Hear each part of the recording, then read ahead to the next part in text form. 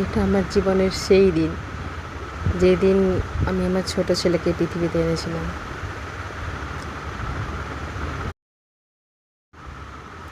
আমি ভিডিওটা আমার ফোন গ্যালারিতে ছিল, তো আমি ভাবলাম এটা আমি আমার ইউটিউবে শেয়ার করে রাখি, কারণ কখন আমার ফোন থেকে ডিলিট হয়ে যাবে এই সুন্দর মুহূর্তটা আমি আর খুঁজে পাবো না।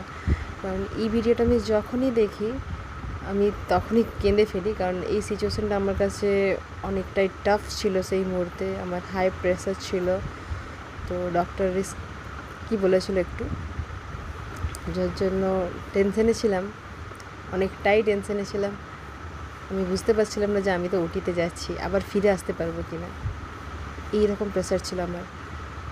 তো ভগবানের অনেক আশীর্বাদ যে আমি ভালো মতোভাবে ফিরে এসেছি আমার ছোট ছেলেকে নিয়ে, যাতে এই সুন্দর মুহূর্ত হারিয়ে না যায় তার জন্য আমি এটা ইউটিউবে শেয়ার করে রাখলাম।